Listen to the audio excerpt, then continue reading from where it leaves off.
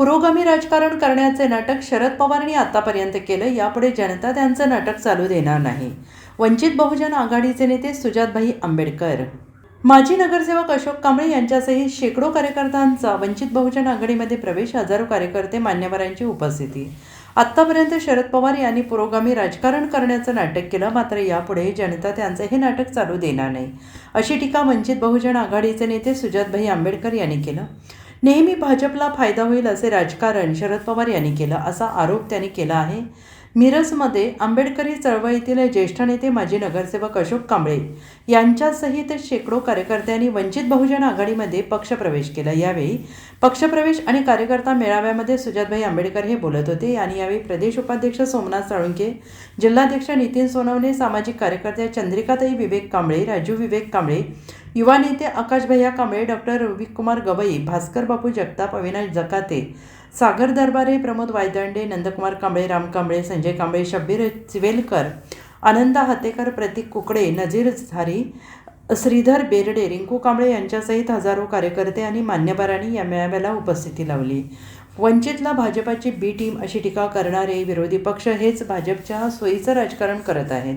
काँग्रेस आणि उद्धव बाळासाहेब ठाकरे यांना बॅकफुटला आणणारे राजकारण शरद पवार हे करत असून नेहमी भाजपला मदत करण्याची शरद पवार यांची भूमिका असते, अशी टीका सुजातभाई आंबेडकर यांनी केली आहे. देशात एकीकडे भाजपची पिछाट होते आहे, दुसरीकडे वंचित बहुजन आघाडीची ताकद मोठ्या प्रमाणात वाढते आहे. भाजपला विरोध करण्याची ताकद केवळ वंचित बहुजन आघाडीमध्ये आहे. त्यामुळे युवक आणि कार्यकर्त्यांमध्ये मोठ्या प्रमाणात ओढा वंचितकडे आहे, असं सांगून सुजातभाई आंबेडकर यांनी म्हटलं आहे की भाजपला हरवायचं असेल तर बुलेट नव्हे तर बॅलेटच्या माध्यमातून त्यांना हरवावं लागेल. आंबेडकरी चळवळीतील ज्येष्ठ नेते माजी नगरसेवक अशोक कांबळे हे नेहमी वंचित बहुजन आघाडीचे प्रमुख प्रकाश आंबेडकर यांच्या विचारांच्या पाठीशी राहिलेले आहेत. आंबेडकरी चळवळ आणि डॉक्टर बाबासाहेबांच्या विचारांवर चालणाऱ्या पक्षांना अशोक कांबळे यांनी पाठबळ दिलेलं आहे आणि ते पक्षात आल्यामुळे नक्कीच पक्षाची ताकद वाढलेली आहे. पुढील काळात नक्कीच पक्ष या जिल्ह्यात यशस्वी होईल, अशी आशा सुजातभाई आंबेडकर यांनी यावेळी व्यक्त केली. RPI आठवले गट हा भाजपा चालवत आहे. दिवंगत माजी महापौर विवेक कांबळे यांचा खरा वारसदार मी, असा एल्गार अशोक कांबळे यांनी केला आहे. नंतर शरद पवारांचं राजकारण आणि त्यांचे निर्णय हे नेहमीच भाजपला मदत करणारे हे राहिलेले आहेत. म्हणजे 2019ला जर आपण आता अजितदादा आपल्यामध्ये नाही आहेत, पण अजितदादांचंच स्वतःचं वक्तव्य होतं की जेव्हा जी पहाटेची शपथविधी होती तेव्हा ती शपथविधी ही शरद पवारांच्या सांगण्यावरनं केली होती. त्याच्यानंतर आता मोदी बरोबर जाऊन भेटणं जंतर मंतर नंतर ठिकठिकाणी अशा भूमिका घेणं ज्यांनी काँग्रेस बॅकफूटवरती येईल, उबाटा बॅकफूटवरती येईल आणि भाजपला मदत होईल, अशी नेहमीच भूमिका ही शरद पवारांनी घेतली. आताच्या स्थानिक निवडणुकांमध्ये बघितलं तर काही ठिकाणी थेट शरद पवार गट आणि भाजप अशी युती आपल्याला दिसली होती. आणि आता जी MLCच्या विधान परिषदेच्या निवडणुका झाल्यात तिकडे 90% भाजप जिकडे बिनविरोध निवडून आली आहे त्या जागा शरद पवारांना सुटल्या होत्या. ह्याचा तुम्ही स्टडी करून बघा. तर माझं एवढंच म्हणणं आहे की आज आपण बघितलं तर भाजपच्या विरुद्ध आपल्याला खूप मोठ्या प्रमाणात निराशा दिसेल. ठिकठिकाणी लोक भाजपच्या शिव्या घालताना दिसतील, भाजपचा मतदार कमी होताना दिसेल, भाजपकडनं लोकांचा कल जाताना दिसेल. दुसऱ्या बाजूला ज्या बाजूला भाजपला शिव्या घालणं म्हणजे देशाला शिव्या घालणं किंवा नरेंद्र मोदीच्या विरुद्ध बोलणं म्हणजे भारत देशाच्या विरुद्ध बोलणं, अशी एक गरिमा जी नरेंद्र मोदींच्या लोकांनी उभी केली होती ती अख्खी उतरलेली आहे आणि ती गरिमा अख्खी फाटलेली आहे. आणि आज नरेंद्र मोदी देशाला लुटतायत, देशाला विकतायत, हे प्रत्येक माणसाचं जनमानसाचं मत झालेलं आहे. आणि त्याच भूमिकेवरती वंचित बहुजन आघाडी आता स्वतःला कॅपिटलाइज करते.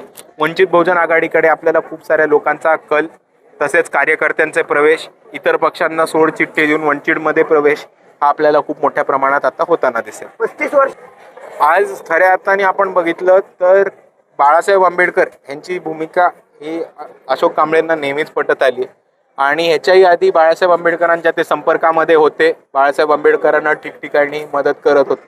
ह्याच्या आधी लोकसभेमध्ये, विधानसभेमध्ये अशोकजींनी वंचित बहुजन आघाडीलाच मतदान केलं होतं. आणि त्यांची भूमिका नेहमी हीच राहिली होती की आंबेडकरवादी पक्षांना आणि जे खऱ्या अर्थाने बाबासाहेबांचं मिशन पुढे घेऊन जातील त्यांनाच ते मदत करत राहिलेत. आणि त्याच भूमिकेत आज ते आमच्यामध्ये आलेत, याची आम्हाला सर्वांना आनंद आहे. आणि पुढे जाऊन एकत्र आम्ही नक्कीच सांगलीमध्ये एक रिझल्ट आणून देऊ. आमचे दरवाजे सगळ्या पक्षांशी, भाजप सोडून सर्व पक्षांशी आमचे दरवाजे नेहमीच युतीसाठी ओपन राहतील. आता मुद्दा एवढाच आहे की वंचित बहुजन आघाडीच्या काही मागण्या असतात ज्याच्यावर आम्ही कधीच मागे हटत नाही आणि ते आमच्यासाठी नॉन कॉम्प्रोमाइजेबल असतात. आम्ही इतर पक्षांसारखं राजकारणामध्ये स्वतःचे कारखाने टिकवायला, स्वतःची घरं भरायला, स्वतःचे खिसे भरायला किंवा सत्ता कायम करून पैसे कमवायला नाही आलो. तर बाबासाहेब आंबेडकरांनी संविधानामध्ये जे इंडियाचं विजन मांडलं होतं ते लोकसभेमध्ये जाऊन आणि विधानसभेमध्ये जाऊन ते मिशन अंमलात आणण्यासाठी आज आम्ही सत्तेमध्ये आलो.